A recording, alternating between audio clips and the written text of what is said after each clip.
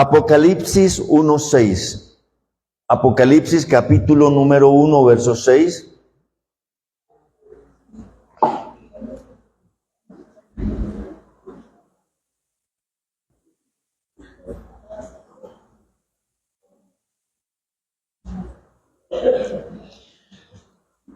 Dice la palabra del Señor en Apocalipsis 1:6, y nos hizo reyes y sacerdotes para Dios, su Padre.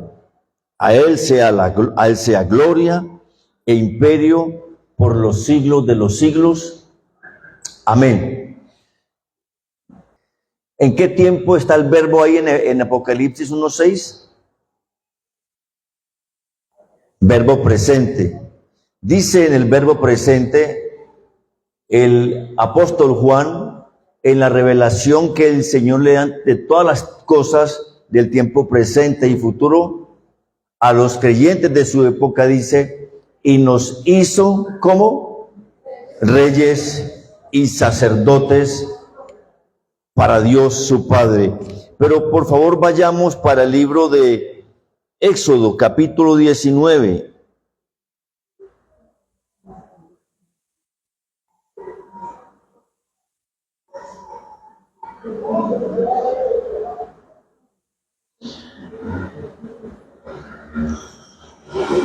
Y leamos por favor versículos 5 y 6.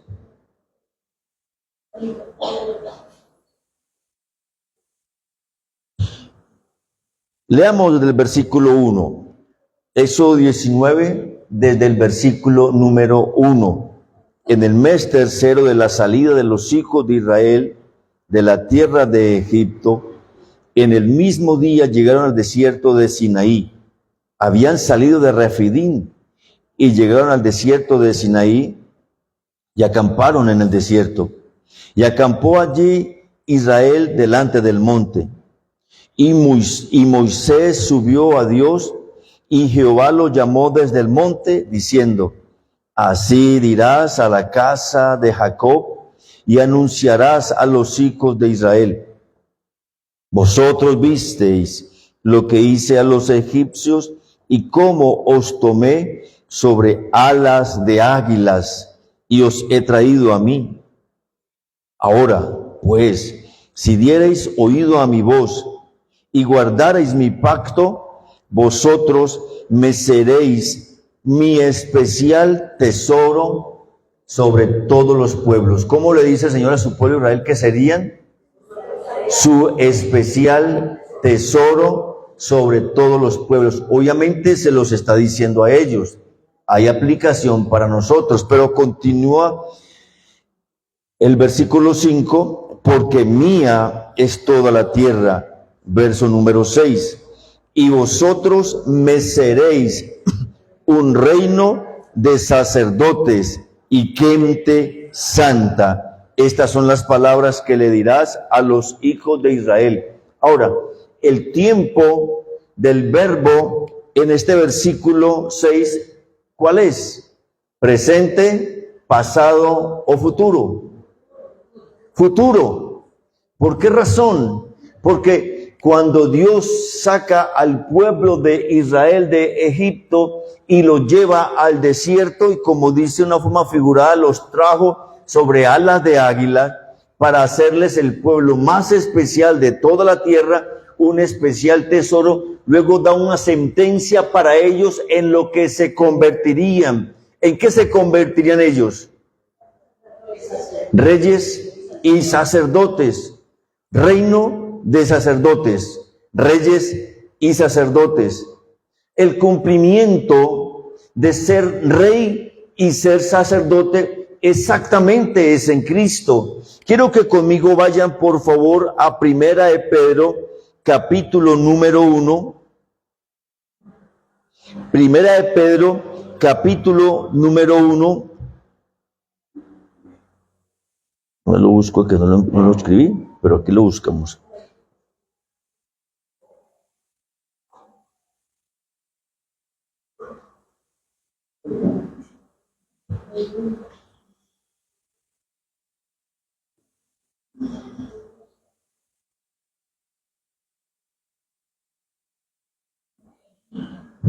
Primera de Pedro, capítulo 2, verso 9. Pensé que había escrito la cita y lo olvidé. Primera de Pedro, capítulo 2, verso 9. Dice el apóstol Pedro, basándose en la sentencia de que Cristo es cabeza de la iglesia, de que ya hay una iglesia en ejercicio, de la cual hay, y la iglesia que en ese momento funge como iglesia, están siendo perseguidos. Por eso el apóstol Pedro escribe a aquellos expatriados que están por todo el planeta en esa época habitado por causa de la persecución que se gestó a partir del siglo 60, década 60, 70 más o menos después de Cristo. El apóstol Pedro dice, mas vosotros me sois linaje escogido. La expresión linaje escogido es reino. Tiene su raíz gramatical en reinado, gobierno especializado de los reyes.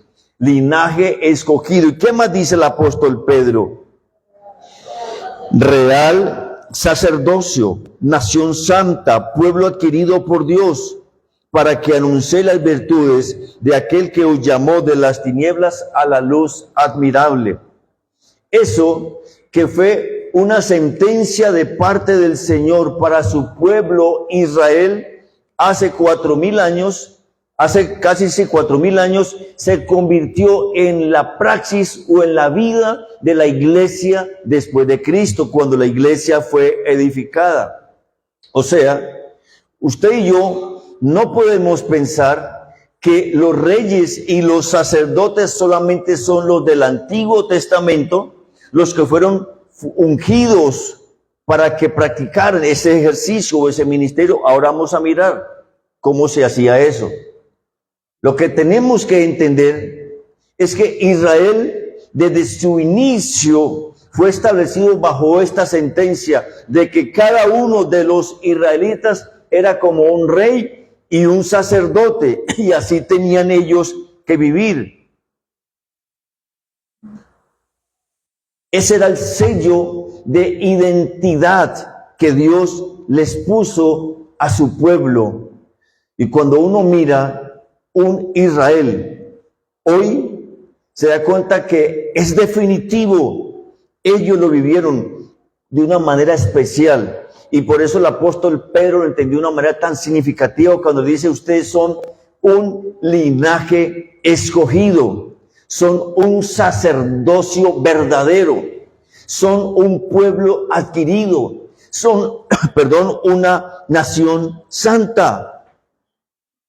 Pero también Dios les dice a ellos en Éxodo que para que ellos puedan fungir de esa manera, viviendo como reyes y como sacerdotes, tienen que hacer dos cosas. Quiero que vayan conmigo de nuevo al libro del Éxodo,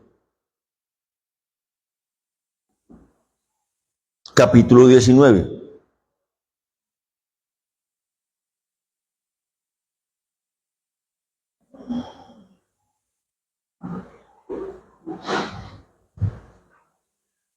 Y veamos, por favor, ese versículo 5 y 6. En el versículo 5 hay dos frases. Dice el versículo 5, ahora pues, si diereis oído a mi voz. No les ha dicho a ellos que serán reyes y sacerdotes, sin antes haberle dicho, primero ustedes tienen que hacer ¿qué? Dar oído a mi voz. Pero lo segundo que le dice el Señor, y guardaréis mi pacto. Póngame atención con lo que le voy a decir. El ejercicio de ser rey y sacerdote consiste en que cada persona que conozca del Señor debe oír atentamente su voz. Cuando uno va a los salmos, especialmente el Salmo 119, ¿qué encuentra? ¿Qué características encuentra usted en el Salmo 119? Que es el más largo de todos. el llamado que el escritor bíblico, el salmista, hace a el pueblo de Dios con respecto a la ley. Palabras como: cuánto, oh Jehová, cuánto amo yo tu ley. Todo el día es ella mi meditación. En mi corazón he guardado tus dichos para no pecar contra ti. Lámpara es a mis pies tu palabra y lumbrera a mi camino. ¿Con qué limpiará el joven su camino? Con guardar su palabra, tu palabra. En el Salmo 119, creo que el salmista invita al pueblo de Dios a poner una atención especial a oír la palabra de Dios. Si usted lee detenidamente el Salmo 119, encuentra que el rey David era un hombre apasionado por la palabra de Dios. Un hombre que pensaba, meditaba, escuchaba, hablaba la palabra de Dios. David entendió muy bien lo que Dios le dijo a Josué para que tuviera una vida próspera y exitosa. Nunca se apartará de tu boca este libro de la ley, sino que de día y de noche, ¿qué había que hacer? Meditarás en él, para que guardes y hagas conforme en él está escrito. Ahora sí la promesa: porque entonces harás prosperar tu camino. ¿Y qué más? Y todo te saldrá bien. Dígale al hermano que tiene a su lado: eres rey y sacerdote. Pero te tengo un consejo del cielo. Síguele diciendo, síguele hablando. Pero te tengo un consejo del cielo. Oye atentamente la palabra de Dios. Amado mío, amada mía, si usted no oye la palabra de Dios, ¿cómo usted va a entender lo que significa ser rey y sacerdote? ¿Cómo usted y yo vamos a sentirnos como reyes y sacerdotes si no le prestamos atención a la palabra de Dios? No es posible.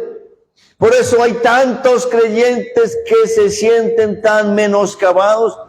Tienen una identidad tan irregular, muy arriba, muy alta, un concepto tan equivocado de sí mismos. Por eso muchos creyentes no pueden vivir como verdaderos hijos de Dios, sino que pasan de aquí para acá, del mundo a la iglesia al mundo, de pecar y confesar, de confesar y pecar. Por eso muchos creyentes no pueden experimentar la libertad financiera, la libertad emocional, la libertad mental y en todas sus áreas. ¿Alguien me está oyendo? Porque no escucha atentamente la ley, la palabra de Dios. Pero lo segundo que le dice el Señor a ese pueblo maravilloso llamado Israel, y no era para los sacerdotes, no era que Moisés tenía que decirle a Aarón y a sus hijos como la tribu levítica, y que a partir de ellos el sacerdocio se establecería. No era para ellos. ¿Para quiénes era? Para todos, para todo Israel. Hombres y mujeres, niños, jóvenes, adultos y aún los viejitos, los adultos mayores, para todos. Y dice el Señor en la siguiente parte: y guardaréis mi pacto. ¿Qué significa eso? Que yo puedo tener la palabra, conocer mucho la palabra, pero si no la obedezco, ¿tiene algún efecto? Una de las conferencias que el doctor Dave Park dio allá en Knoxville, del seminario que fue a recibir a algunos pastores de varios países, escuchando el tema llamaba Escuchando la voz de Dios. Y yo lo entendía, mas no lo había percibido de esa forma tan clara. Él decía: este libro es la palabra de Dios, ¿estamos de acuerdo? ¿Usted lo cree? Pero este libro no es Dios. Dios es Dios y la palabra es la palabra. Segundo, algunos idolatran el libro, mas no idolatran a Dios, al Dios del libro. Algunos tienen el libro escrito, abierto, porque creen que el libro es un fetiche, un amuleto. Pero el Dios del libro no les habla y no han tenido un verdadero encuentro con el Dios del libro. Por eso la palabra simplemente es muerta. Entonces, para esa persona que tiene el libro en su casa y no lo usa, simplemente es un libro. No es Dios, no es el libro, no es el libro de Dios. Muchos, y dijo él, y ahí se me pegó a mí, muchos somos tan estudiosos del libro, somos científicos del libro. Él es arqueólogo, el doctor Deipar es arqueólogo, investigador, impresionante. Muchos hemos convertido el libro en un libro de consulta, de estudio, para hacer teología, para hacer investigación, para hacer historia. Pero este libro no habla, porque tenemos estudio, lectura del libro, mano y relación con el Dios del libro. Y dijo, en segundo lugar, tenemos al Espíritu Santo, el único que puede revelar la verdad que aquí está escrita es el Espíritu que está en usted y está en mí. Escúcheme esto. Por lo tanto, usted puede pasarse toda la vida leyendo la Biblia, pero sin que el Dios de la Biblia le hable. Sin que el Dios de la Biblia se vuelva rema. Sin que el Dios de la Biblia lo inspire, sople su aliento de vida sobre ese texto para que le transforme y le convierta a usted. Porque David decía, en mi corazón he guardado tus dichos para no pecar contra ti.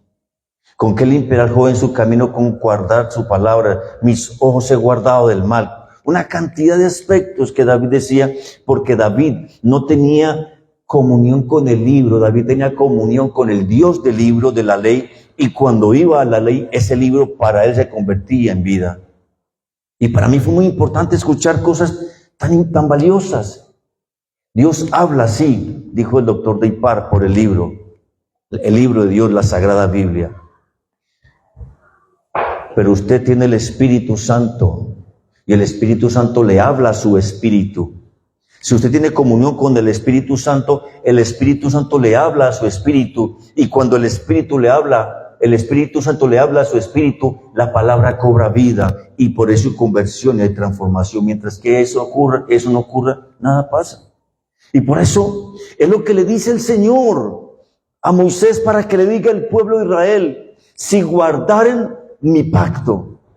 Y guardar el pacto es tomar ese texto sagrado en el espíritu, no en la carne.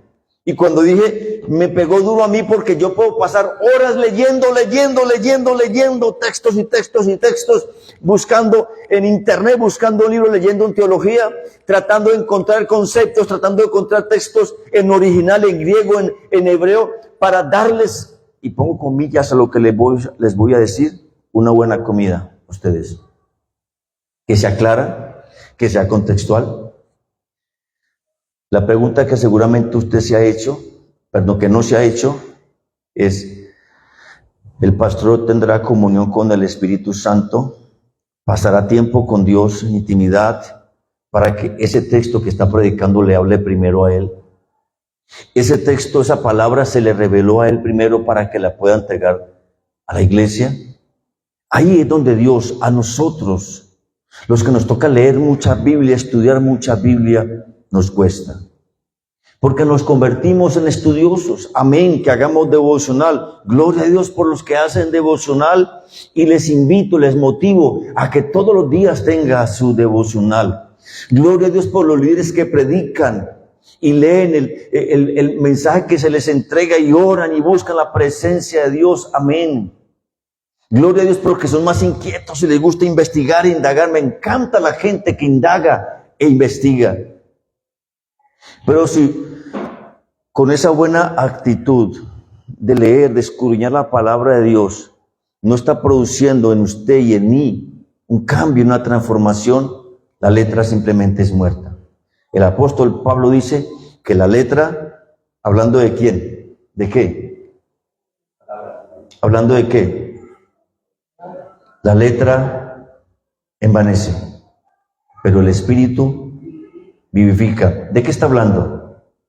De la palabra. Y cuando el Señor le dice a su pueblo, ustedes pongan oído a mi palabra y guarden mi pacto, lo que les está diciendo es que hagan una combinación, letra, espíritu. Y cuando la letra y el espíritu de la palabra se fusionan, es lo que produce salvación. ¿Por qué usted tiene a Cristo en su corazón? ¿Por qué usted es salvo? Le pregunto. Porque hubo conexión, espíritu, palabra. Usted le predicaron, hubo vida en esa palabra que le predicaron. Hubo conexión con su espíritu. Y la luz de Cristo llegó ¿a dónde? A su espíritu y resplandeció su alma. Y por eso es salvo. ¿Me están escuchando, iglesia? Por eso la palabra en el espíritu es la que trae el verdadero poder para que usted y yo podamos vivir como reyes y como sacerdotes.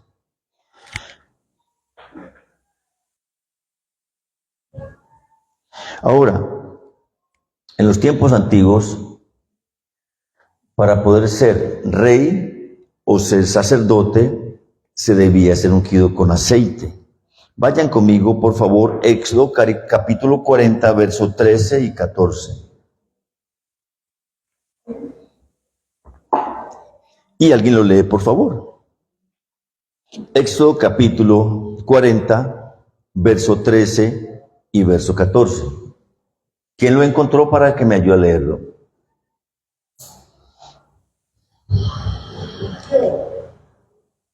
¿Sí? Dice, y ponle a Aarón sus vestiduras sagradas, úngelo y conságralo para que ministre como sacerdote mío. Acerca entonces a sus hijos y ponles túnicas. ¿Y el 14 también? Muy bien. En la Reina Valera, ¿cómo dice? Por favor. ¿Alguien que tenga Reina Valera? Me hará vestir a Aarón las vestiduras sagradas y cubrirá y lo consagrará para que sea mi sacerdote. Después hará sacerdote a sus hijos y le vestirán a sus hijos. Amén. Y harás vestir las vestiduras sagradas. ¿Y qué dice? Y lo ungirás. Ahora, la pregunta es, ¿cómo se ungía? ¿O con qué se ungía el sacerdote? ¿Están hablando de sacerdotes? Pues con aceite. Cuando usted va al libro de Éxodo, Dios ordenó que Aarón preparara un aceite tan especial, único en el mundo entero, con diferentes tipos de especies, con diferentes tipos de matas o de plantas, aromas, etcétera, etcétera, y mezclarlo con ciertas cantidades medidas, ¿sí? Para esa mezcla. Y ese aceite era un aceite único. Si alguien, escuchen bien, si a alguna persona se le ocurría preparar un aceite similar, ¿qué creen que decía Dios que pasaba? Debía morir. Si alguien tomaba de ese aceite diferente a Aarón y a sus hijos, ¿qué creen que le debía pasar a esa persona? Debía morir. Pero lo otro, este aceite no se le ponía a cualquier persona, era solamente a alguien que fuera a fungir como rey y como sacerdote, no más, porque Dios es celoso. Por eso esto de ungir a un sacerdote y a un rey era algo santo, era algo separado, era algo único. Era algo que solamente Dios había determinado que se hiciera en la manera de Él. Por favor, mire conmigo, 1 Samuel, ya miramos la unción o cómo se debía ungir al sacerdote. Miremos 1 Samuel 16, 13 al 14, cuando se habla de ungir un rey o alguien que va a ser rey. Otra persona que lo lea, por favor.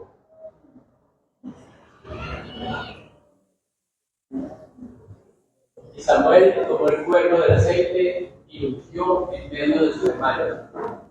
Desde aquel día en adelante, el Espíritu de Jehová vino sobre David. Levantó luego Samuel y se volvió a Ramá. A Ramá. ¿Y el que sigue? El Espíritu de Jehová se apartó de Saúl y atormentaba el espíritu malo de parte de Jehová. Ok. En el caso de los sacerdotes, ¿quién ungía?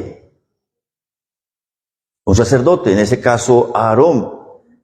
En el caso de un rey, ¿quién lo ungía? Un profeta, y que fungiera también como sacerdote. Esto lo hizo el profeta Samuel.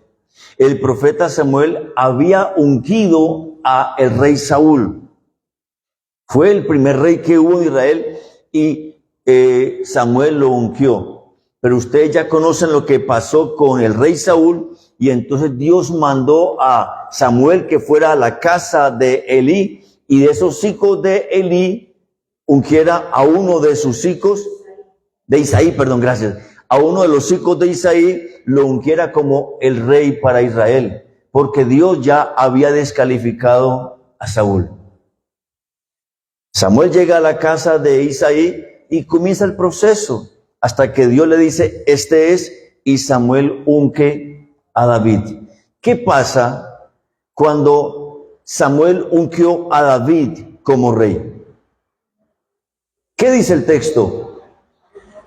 El Espíritu de Jehová el Señor vino sobre David.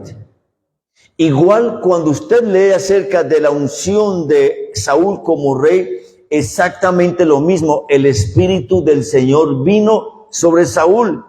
Y mientras que Saúl actuó de acuerdo a los planes del Señor, oyendo atentamente y guardando su pacto, ¿qué creen ustedes que hizo Saúl? Fue un hombre victorioso, profetizó, Dios lo usó poderosamente. Pero cuando Saúl comenzó a desobedecer a Dios, dice el texto que el Señor quitó su espíritu de Saúl. Ustedes conocen la historia por qué Dios quitó el espíritu de Saúl. Porque Saúl lo desobedeció, no una, no dos, sino 3 veces.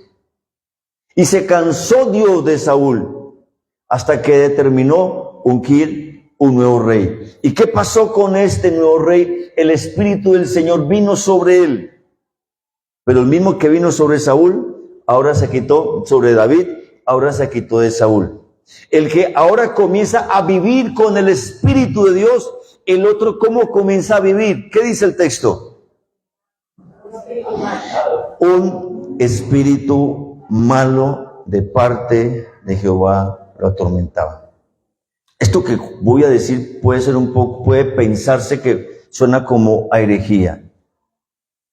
Porque obviamente no estamos viviendo la dispensación de Dios como Padre, ni la dispensación de Jesús como Señor. Estamos en la dispensación del Espíritu Santo. Y decir lo que voy a decir puede sonar a herejía, y algún teólogo que me oiga lo puede juzgar de esa manera. Pero lo que yo sí le quiero decir es que cuando un hombre o mujer que deben fungir como rey y como sacerdote deja de obedecer, deja de oír, deja de obedecer al Señor como Él lo pide, que el mandamiento es el mismo desde Adán hasta que Cristo venga, hasta que Él traiga su iglesia a reinar 1000 años, y hasta que haya un juicio final, el mandamiento es el mismo: oír y guardar el pacto. ¿Qué pasa cuando un cristiano peca? ¿Qué pasa cuando un creyente desobedece? ¿Qué pasa cuando un creyente no obedece a Dios, no vive la manera de Dios, no vive la manera del Espíritu Santo? ¿Qué dice la palabra que pasa con el Espíritu Santo en un creyente? Se apaga, se entristece o se contrista. ¿Qué más hace? Gime, llora.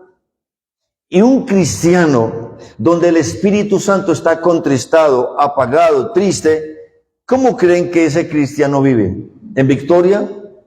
¿En bendición? No, porque casi que ese cristiano está viviendo a la merced ¿de quién? ¿A la merced de quién? de diablo, de Satanás. Ustedes recuerdan allá en Corintios capítulo 7, 1 Corintios, un hombre que estaba viviendo con la esposa de su padre, o sea, con su madrastra, estaba en la iglesia envanecido. ¿Qué dice el apóstol Pablo para ese hombre? Y le dice a la iglesia, ustedes están envanecidos, ustedes se sienten orgullosos por ese pecador que está en la iglesia, porque seguramente el que diezmaba más o el que más servía.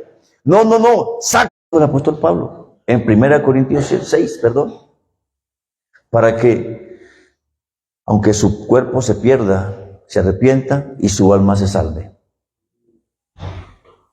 Cuando alguien, amados, que debe ser un rey o un sacerdote, no oye y no guarde, primero, escudriñar la palabra. Segundo, vivir en santidad y consagración para Dios. Tercero, predicar, proclamar la palabra en todo lugar. Cuarto, ganar almas, enseñar la palabra, levantar, discipular y levantar una nueva generación.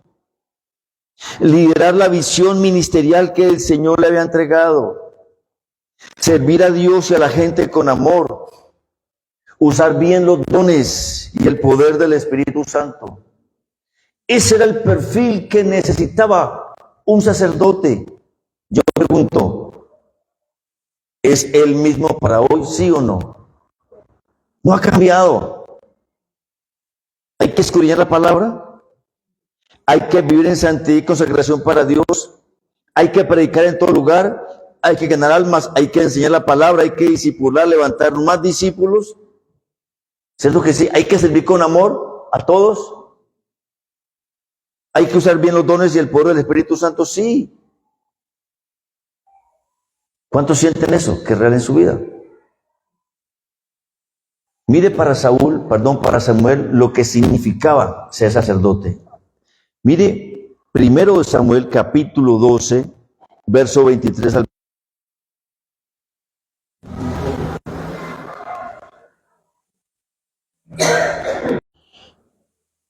Dice, pues considerad cuán grandes cosas ha hecho por ustedes. ¿Cómo veía Samuel si en algún momento él dejaba de fungir como sacerdote? ¿Qué decía que era para él el no hacerlo? Pecado. Lejos esté de mí, lejos. Impresionante. Lejos sea de mí que peque yo contra Jehová, cesando de rogar. Antes los instruiré en el camino bueno y recto. Mis amados, esto no es para los pastores. Esto es para todos los sacerdotes. ¿Y cuántos sacerdotes hay aquí? No importa la edad que usted tenga, no importa si es joven o adulto, no importa si es usted hombre o mujer. Es para todos. El llamado, y le decía esta mañana al Ministerio de Intercesión, a orar por avivamiento, no es del pastor, es para todos. Quiero compartirles una partecita de una de las palabras que el Señor me regaló a través de un pastor que se llama César Forero. Aquí ya lo conocemos. Y otro grupo que habían orando por mí. Uno de ellos me dijo, hay mucha gente que no te cree. Hay mucha gente que te critica y se burla de ti. Hay mucha gente que no camina contigo. Hay muchos pastores que te rechazan hablando de esto. Pero no te detengas. Yo te he llamado para algo grande. Y yo te he llamado para suscitar un avivamiento en la tierra. Impresionante, mis amados. Y es cierto, quien no entiende que es un sacerdote,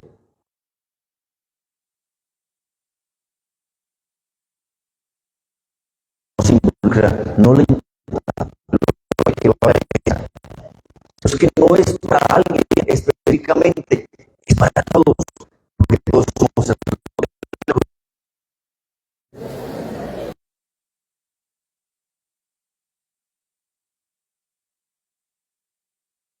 ¿Lo cree o no lo cree? Pero Dios se lo dice. A usted, perdóname, de pronto un poco fuerte que se lo voy a decir, ¿a usted le importa o no le importa?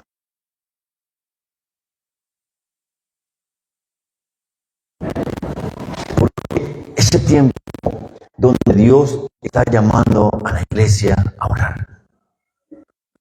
Ese tiempo Dios está llamando a su pueblo a clamar por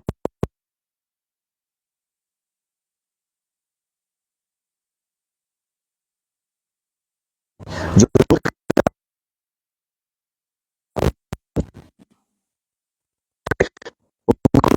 general de los pastores AMLO, los norteamericanos, es que son muy orgullosos, muy potentes. Y tan fuerte es que uno de los pastores que se hace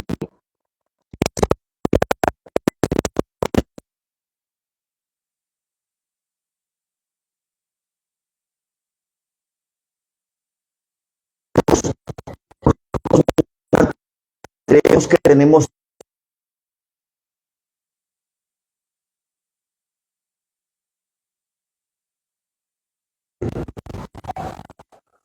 pero a veces es necesario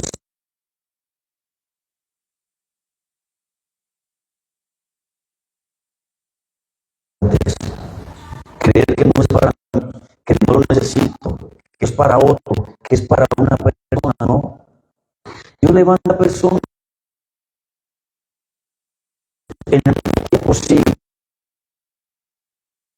pero Dios quiere que otros, cuando Él comienza a hablar, sean tocados, sean desafiados, sean quebrantados, a hacer lo que dice Samuel. Impresionante, es que me ha tocado tanto esta expresión de Samuel cuando dice de mí que peque yo contra Jehová, cesando de rogar por vosotros. Impresionante. Lejos esté de mí. Y creo que una de las palabras que más se Espíritu Santo fue: pastor, no se detenga, pastor, siga, no se desanime. Y uno me dijo: se han levantado contra usted, han dicho cosas terribles en su contra, pero no es Dios, es el diablo, no importa la boca de quien provenga. ¿Cómo vamos a parar, mis amados, si Dios nos está hablando a orar por todos? Que usted sentir como Samuel el profeta, Dios, sea de mi pecar, que yo peque con Dios, dejando de orar por otros. Impresionante. Ahora miremos el perfil de el rey. Produce, recibe, administra y multiplica recursos, tiene poder para hacer riquezas, tiene autoridad, visión y dominio. El rey tiene un liderazgo estratégico, sostenibilidad. El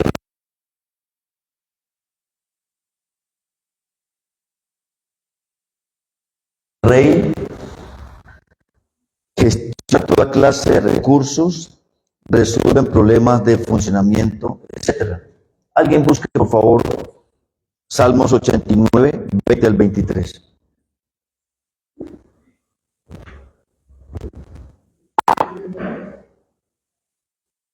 Salmo 89, ¿qué dice? Lleve a David mi siervo, lo ungí con mi santa unción, mi mano para siempre con él, mi brazo abierto de la no los olvidaré, no los olvidaré, mi hijo de iniquidad lo quebrantará. Yo te quebrantaré de la fe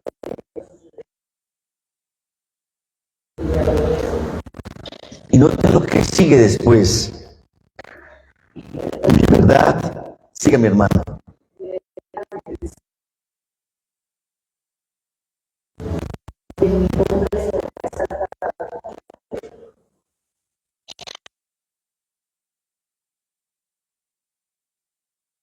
Por su diestra, él me clamará, mi Padre Dios, y por pasión.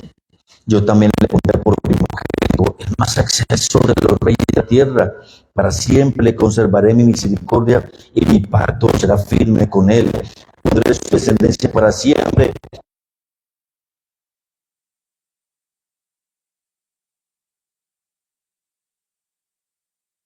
Si no guardan mis mandamientos, entonces de sus iniquidades. Versículo número 13. Mas no quitaré mi misericordia, ni falsedad, ni verdad.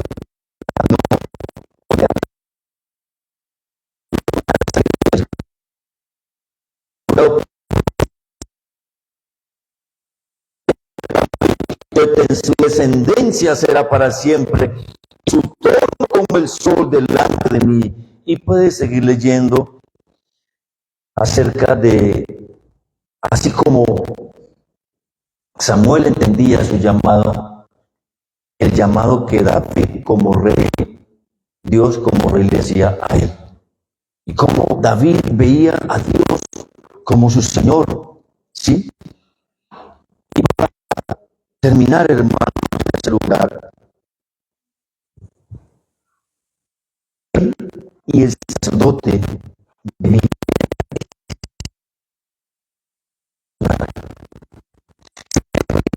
estaba sin la,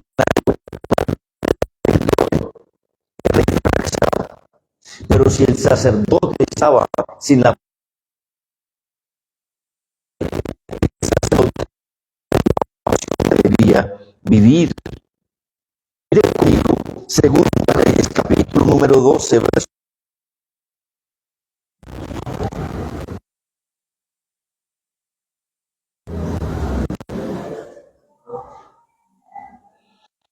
Dice el texto, y Joás, rey, hizo lo recto ante los ojos de Jehová. ¿Qué texto enseguida? Todo el tiempo que lo dirigió, ¿quién?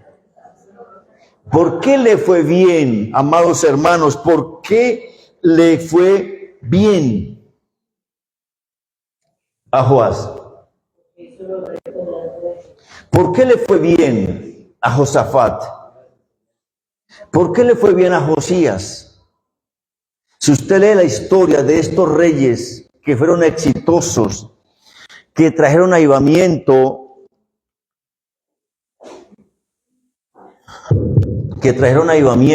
a Israel, les fue bien porque ellos vivían bajo la dirección espiritual del sacerdote. O sea que, amados hermanos, no hay contienda, no hay pelea entre el rey y el sacerdote, hay fusión, hay unidad, y cuando ellos se unían, generaba prosperidad, bendición, libertad, éxito a la nación, porque Dios le pediría cuenta tanto al rey como le pediría cuentas al sacerdote. Ustedes recuerdan, amados hermanos, qué le pasó a Elí, al sacerdote, en los tiempos de Saúl. ¿Qué le pasó al sacerdote? Pues se perdió. Dios habló de Elí y le dijo que nunca más de él levantaría sacerdocio y que cualquiera que se quedara de él sería como un siervo, un limosnero. Y en un mismo día le dijo el Señor a Elí que sus hijos morirían y que quitaría de raíz su sacerdocio porque se lo había entregado a alguien conforme a su corazón. Elí no estaba en comunión con Saúl, Saúl no estaba en comunión con Elí. ¿Qué significó? Hubo una distorsión, hubo un tremendo daño en Israel. El arca es capturada, el pueblo de Israel es vencido, el rey muere, sus hijos mueren. Tremendo. Ahora, Tomando esto, amados hermanos, cuando un creyente logra una unidad entre el ser sacerdote y ser rey, ¿qué creen que ocurre? Póngame atención, no creo que me he hecho entender. En usted, perdón la redundancia, en usted mismo están los dos ministerios, rey y sacerdote. Usted no puede ser sacerdote solamente. Y usted no puede ser rey solamente. Ya miramos el perfil de cada uno. En usted, ¿qué es lo que el Señor dice que ustedes serán en Éxodo?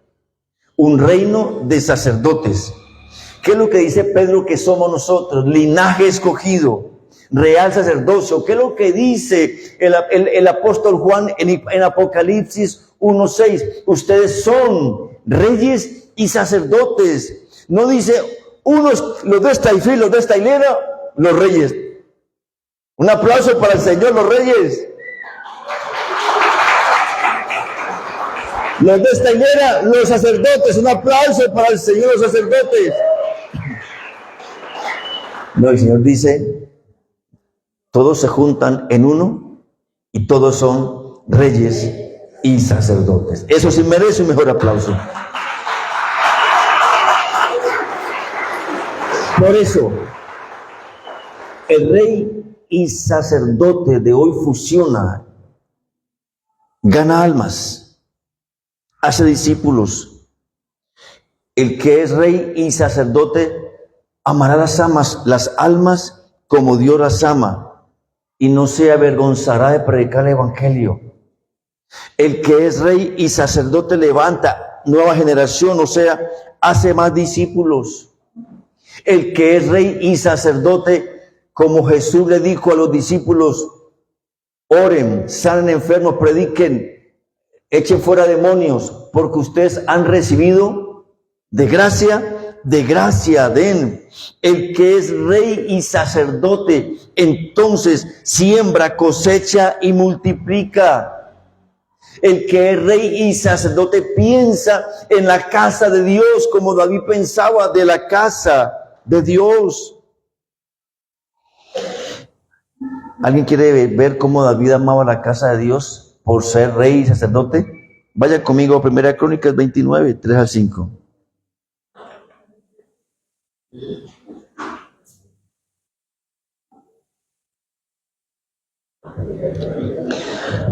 Leamos desde el verso 1.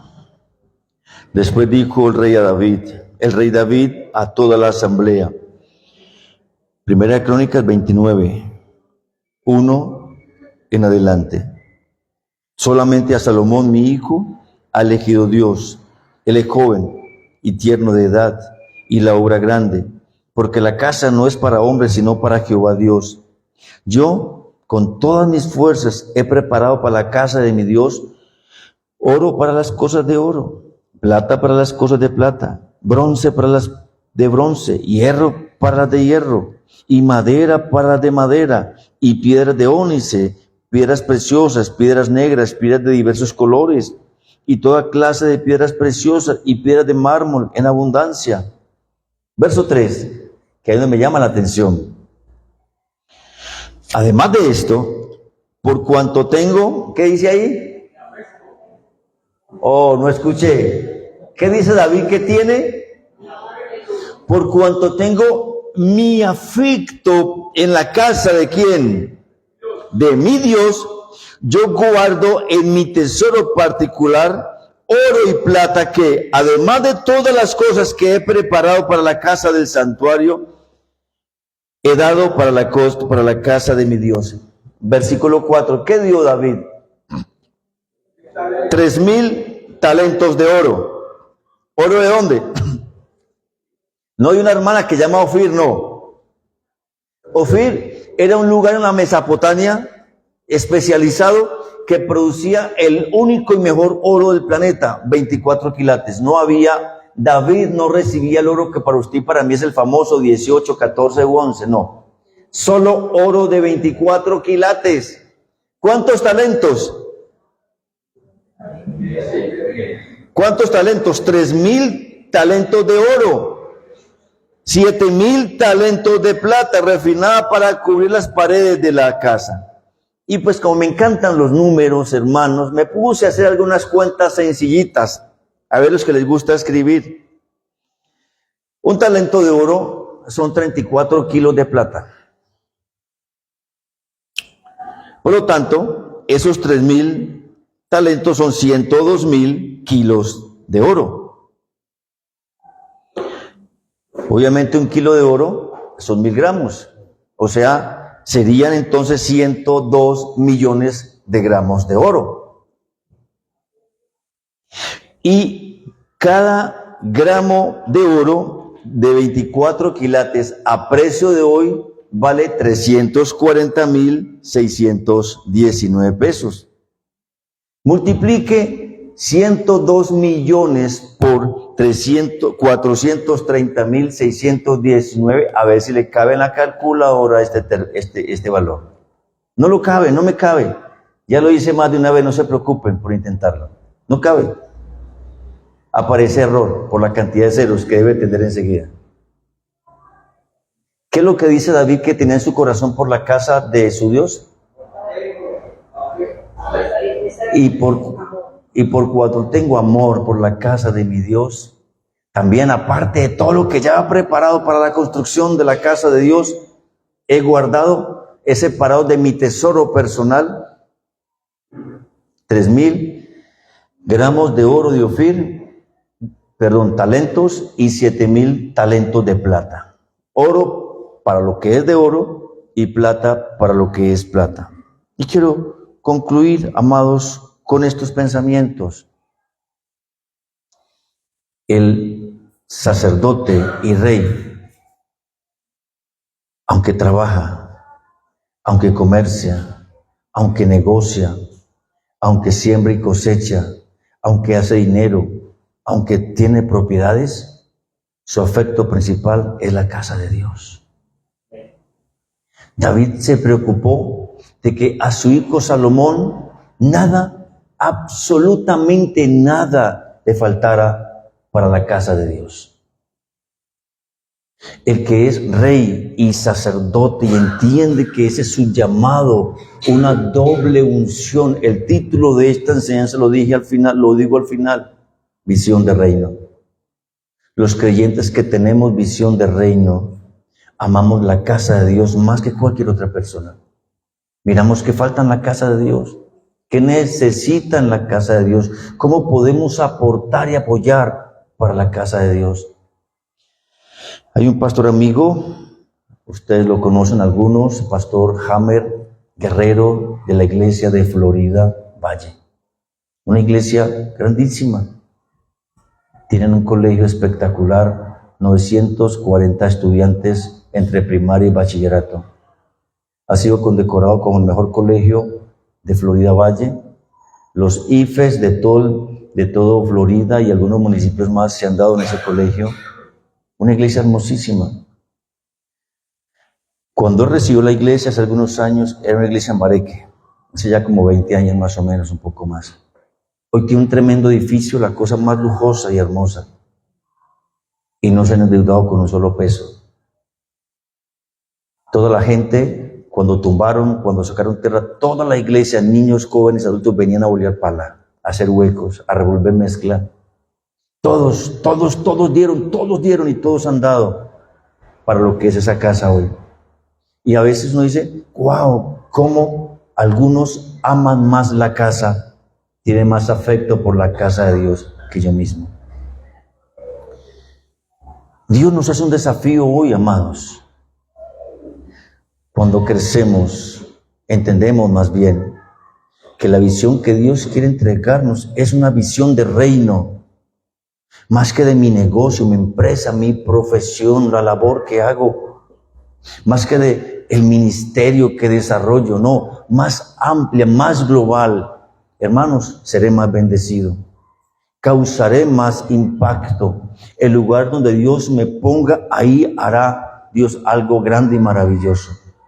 Cuando lo que usted haga, su profesión, su talento, su habilidad, cuando lo que usted tiene, lo que Dios le ha dado, usted lo hace y lo tiene pensando en el reino de Dios.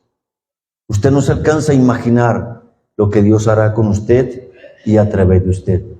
Su ministerio, sus dones, su trabajo, su negocio, su empresa, su profesión, hermanos, se levantarán y Dios lo usará. Por eso tiene que haber un equilibrio. Amén. El sacerdote es sacerdote, pero también el sacerdote también, ¿qué es? Rey. Si yo me paso el 90%, 95% trabajando, produciendo, negociando, haciendo cosas de rey, pero escasamente un 5% para lo que tiene que hacer un sacerdote, amados, hay un desbalance. ¿Cómo mantiene usted? Si todo el tiempo es trabaje y haga y produzca, y no le queda casi tiempo para las cosas del Señor.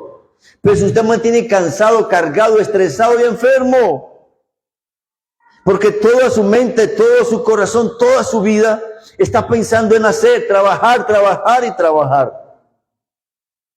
Pero al mismo tiempo, si usted se la pasa metido en la iglesia todo el tiempo, predicando, sirviendo, haciendo, en el ministerio, y se le olvida que estas manos también son para producir, que esta cabeza es para crear estrategias, para hacer dinero, también está en desbalance. Usted dirá, no, pero es que yo tengo 60, no, pero es que yo tengo 70, yo ya no. ¿Quién dijo? ¿Quién dijo eso? Si hasta que usted se muera es sacerdote y es rey.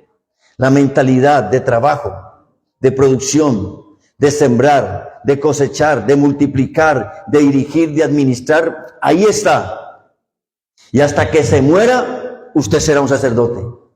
Predicar, orar, interceder, hablar, servir en la iglesia al Señor, ahí está con usted. Usted no puede hacer una dicotomía de ese ministerio, de esa doble unción. Usted tiene que fusionarlos. Porque cuando el sacerdote se apartaba del rey, el rey perdía. Y cuando el rey dejaba de ser lo que era hacia el sacerdote, ¿qué le pasaba al sacerdote? Perdía. Y tenemos en la Biblia claros ejemplos, amados hermanos. Quiero terminar esta mañana orando por estos sacerdotes y reyes.